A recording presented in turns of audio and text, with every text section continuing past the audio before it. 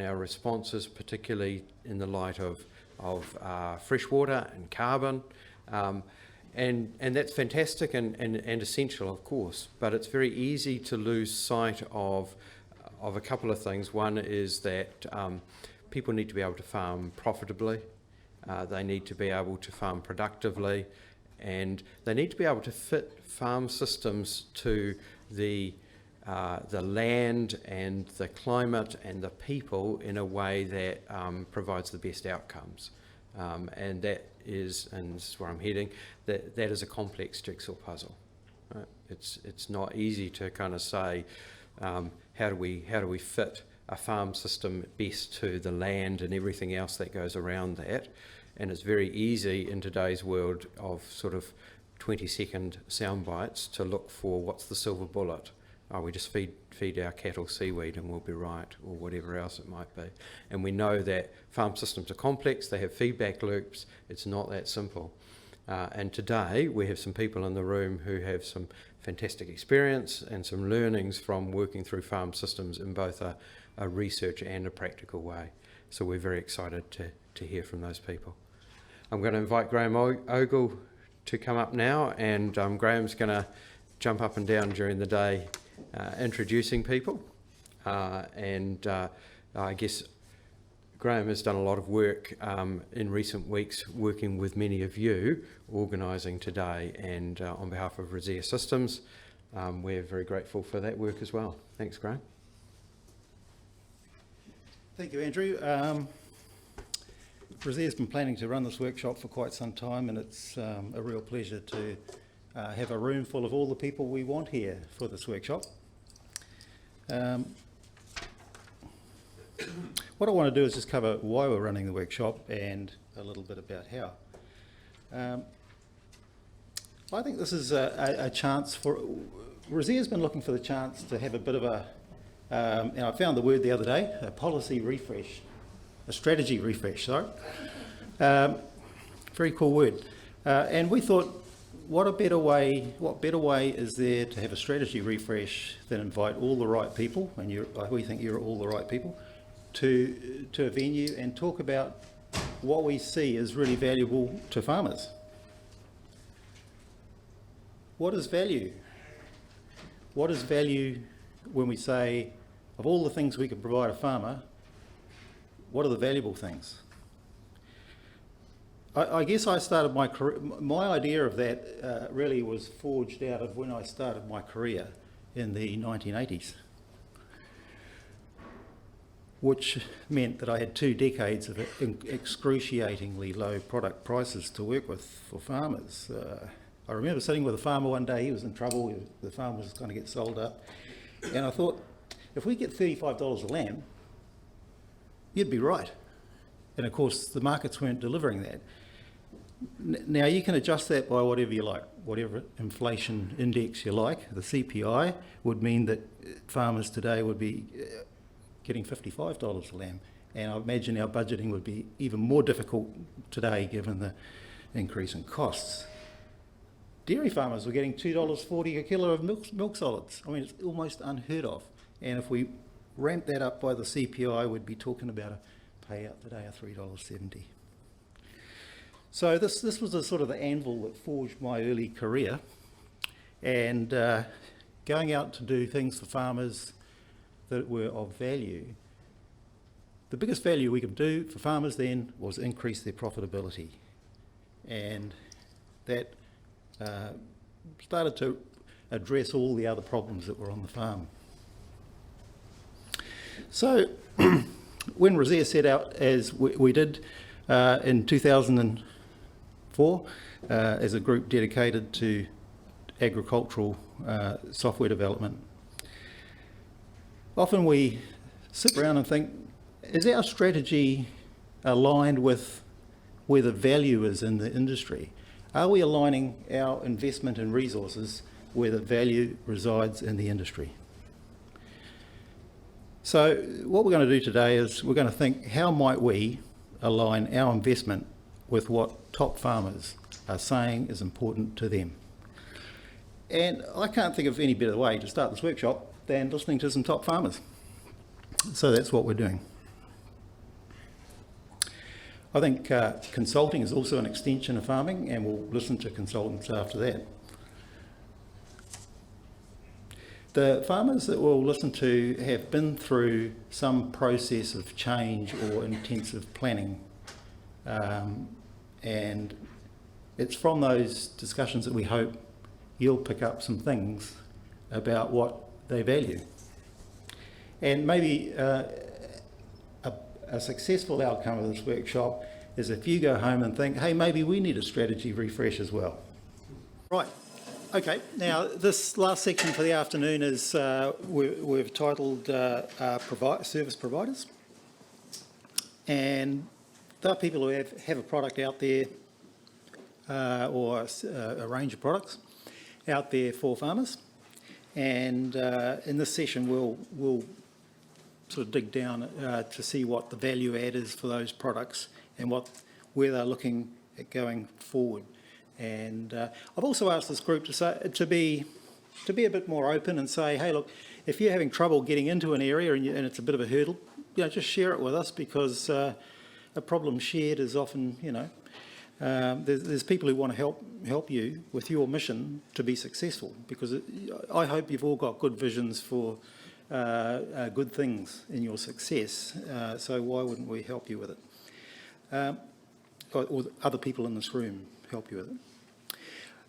So the next speaker is Grant Anderson, who I've been working with, Rezare's been working with, which one's going to do the... Both of us? It's going to be a combined presentation. Look, we've worked with LIC to do this interoperability thing, and I'll just point out that those people who say, oh look, all we need is an API, that is a very short little word for a very big, often big project. I think on that APIs have two sides, right? There's the side that there's the customer, is the data provider, and there's the side that's the data consumer. So we thought it was a simple integration. I think it cost us about 120 grand for our side. Not insignificant. And, when a little company goes up to Fonterra and says, hey, we just want all your milk production data to be accessible, you've got to think sensibly. Why would Fonterra provide all that to you? Is it going to benefit them? Is it going to cost them $500,000? Are you only hoping that you'll get it free? From where I look at it, most of the data interoperability problems are simply that we haven't had a sort of an adult conversation and worked out, hey, this API is going to cost you a lot of money and be of no value, why don't we help you pay for it? Or something like that. It's got to come down to commercial agreements that make sense. And I can tell you, if you're asking a big company to spend $500,000 on API and you're not going to pay them any revenue, it's going to be priority 42, which in my experience never gets to the top. So that's my little point on APIs. Okay, so, some sensibility there. Okay, just on that point of APIs and LIC, I'd like to welcome the space team to the stand.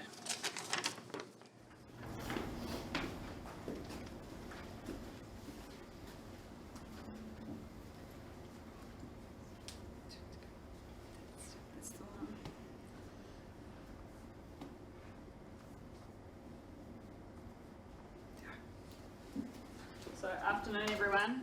My name's Rebecca Dalrymple, and I am the product owner for LIC's space product. And with me today is Grant Anderson. He's out of our R&D team and has done a lot of the number crunching and the real work on making space actually come to the market.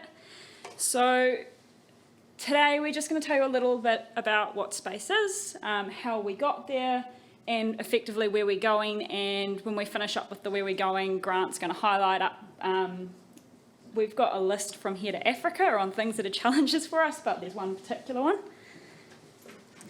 So space, just actually going back a step, one assumption I made with this presentation, by the way, is that everyone in the room had a general understanding on pasture measurement and management. So we're not going to get into that. We're going to focus on the actual space service itself in relation to pasture management.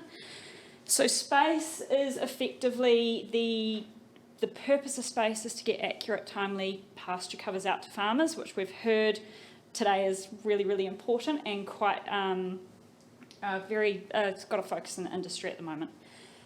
How LIC has set out to provide a solution towards this long term for farmers in New Zealand is by leveraging satellites and effectively taking the information that these satellites are capturing as they cross across the country every day, putting it through a whole lot of data processing and cleaning processes, and we're bringing out the other end an estimated cover of dry matter per hectare per paddock, and we can actually ultimately bring that down to a 10 by 10 metre square area within the paddock, but at the moment for us the value is at the paddock level, but there is the potential in the future. So what I've got on the screen is an image from yesterday actually of the coverages from the satellite company in Waikato. So you can see some strips coming across and you can see some cloud, you can see some clear patches. We take that information, so that is those images June 20th, this is UTC time. Those reports went out to farmers yesterday and they were the information captured about those farms the day prior. So it's a 24-hour pipeline realistically. And we turn it into what we call a space report. So a space report is pretty simple, to be honest. All we're effectively putting out is a pasture cover map. So that's what the image on the bottom right shows. So yellow for least amount of feed availability, green for where your most feed is effectively. One of the key learnings we had when we put out Space really early on that was really interesting was farmers loved the visual reporting side of it. Not a lot of the tools in the industry actually give a visual, or didn't used to give a visual report. It was all very numbers focused, and if you just think about people in general, there are people that are really great with numbers and there are people that are not so great with numbers, they prefer the visual. So Space is cool in that we offer out both. So we've got a visual image of the state of the pasture or feed availability on the farm. And then we're also just giving out that estimated cover per hectare per paddock, ranked highest to low cover, pretty simple. The information can come out into a CSV, so what we're aiming to do there, and I'll get into it slightly more, we're quite open to collaborating with this product. The CSV is about the most flexible format of data that we can give out to let other people or let farmers utilise the information in the system of their choosing. For our Minder LIC customers, so Minder is an animal recording database in the dairy industry. For our Minder customers, they do utilise this information in land and feed. So probably just one other point I want to make with Space is quite emerging technology. It's emerging technology and we're working with 4 providers at the moment for our information. It's only possible because we do collaborate with these industry groups, and I think Graham's going to talk about the pasture growth forecaster later on, but what you'll find with the pasture growth forecaster is they're actually working with other providers. So there's a lot more stakeholders behind the delivery of this product than just LIC. And there's some major benefits to that. Every time someone makes an improvement to their system, there's a flow-on effect into the Space service for farmers. There's also some risk with that. If someone has a bit of a muck-up in their system, there's, again, a flow-on effect into the service. But in general, the collaboration's really positive. So LIC, we came to the party with the pasture covers, effectively, and the avenue to market. Syngenta, I'm sure some people in the room will know who Syngenta are, but Syngenta wasn't actually our original partner. We started out with a little company called Farm Shots in California. They bought the expertise for applying optical imagery, so remote sensed imagery on satellites in an agricultural setting. They brought that expertise to the party, and we worked in with them. And the algorithm that we utilise to turn the information from the satellite sensors into a dry matter cover, that algorithm was a joint collaboration between ourselves and Farm Shots, which is now Syngenta.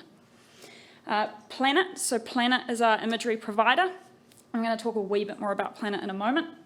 And then finally, recently, probably in the last 6 months to a year ago, we integrated in the pasture growth forecaster, and that was towards helping us improve our topping covers, because satellites have a limitation, or optical sensors that we're using have a limitation for being able to read through canopy cover. So effectively what happens is the grass reaches a certain level of cover and the system saturates, can't read any higher, which isn't ideal, particularly on dairy farms at certain times of the year.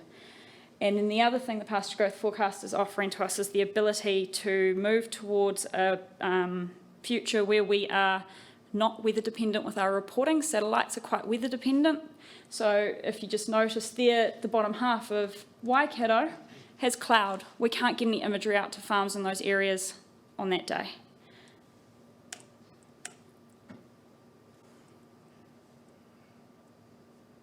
So going back to the planet, Planet is the key thing that changed, or the technology that came out when Planet launched their Dove satellite fleet, so CubeSats, they're called Doves. When they launched their Dove fleet, this product became viable from LIC's perspective. So space in the sense of measuring pasture covers from a satellite or a remote sensed vehicle is not a new concept. There was a project done in New Zealand and Australia, I think, about 10, 15 years ago now, where they did actually prove it could be done. But at the time, there was a single, I think it was one satellite, that came across however many X days. And as I already showed you, if the weather is not playing ball, that one pass every 2 weeks, you can end up a month, 2 months between actually usable information. So what Planet did in 2016 was they started launching their Dove satellites, and we rely upon the frequency. It's a numbers game, daily coverage. The more frequently you're there, the more likely you're there when there's not cloud. And I'm now going to hand over to Grant, who's going to give you guys a little bit of an introduction into some of the work we're doing going forward to continue to refine space, because at the moment our big focus with this product is to refine it. We've got places where it's working really well and places where it's working not so well for various different reasons. So Grant's going to tell you a bit about that. Right, so I guess we launched at the end of 2017 and we're tested on a small group of farms, and every farm is different. And so as we went into winter of 2018, we received feedback about how things were going that led us to make certain changes. So Planet provided cloud detection systems which would filter out cloud from the images, mask it out, we couldn't see through it. So we improved upon that. We added a system to identify and remove shadow. Shadow cast on a paddock reduced the dry matter readings, and so especially in winter and with early morning satellite passes, you got a lot of shade cover. And we incorporated Planet's surface reflectance post-process data, which gave us basically reflectance calculated as if you were just above the ground instead of at the top of the atmosphere. And so that gave us improved results. The behaviour of the system improved, but the next challenge was to do with frequency, and that was where the Rezare model came in, giving us the ability to give modelled reports between the satellite ones, using a satellite to base the system and then using growth calculations to take us on from there. And I have been reminded that we are short on time, so the current thing that I'm working on, Planet, as you saw just before, there was one model of satellite to start with, now there are 3. They have different spectral behaviours, which means variability in the results, so aligning those is my priority at the moment. And in terms of what will help us going forwards, we thought we'd have a nice subtle message here. We have a lot of satellite data. We have lots of satellite data, but to turn that into useful information, we need to align it with things on the ground. At the moment, we've got ryegrass clover information. We've got an algorithm based on that. Yay. But to do lucerne, we'd need ground truth lucerne data. To do crops, we need crops information. And so, like Rebecca said, we are open to that sort of collaboration. If other people bring the ground truth, we can bring the satellites and we can work something out. not that I'm empowered to make any legal arrangements on behalf of LIC in any way whatsoever. But that is the principle. So, yes. Yeah. Right.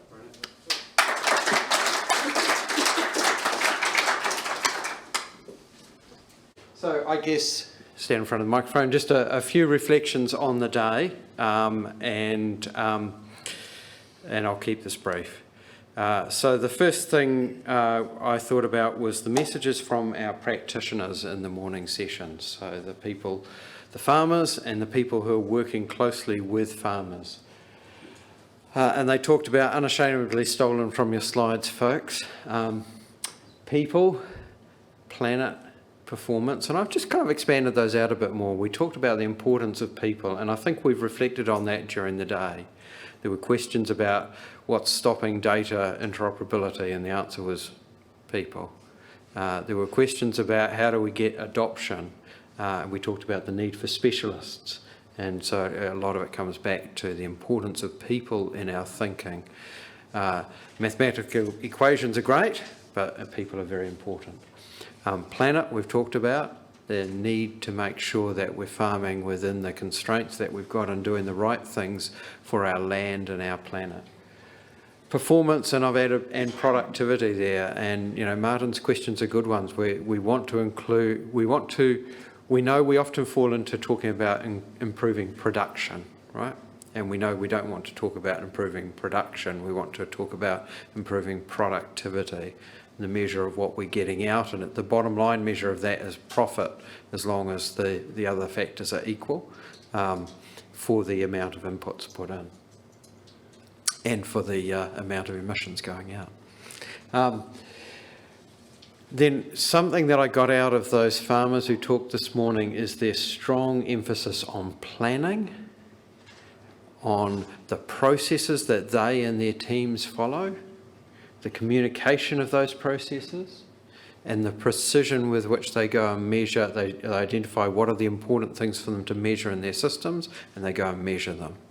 And together that, that was talked about as systematisation, turning things into a system that's repeatable, and I think that's key.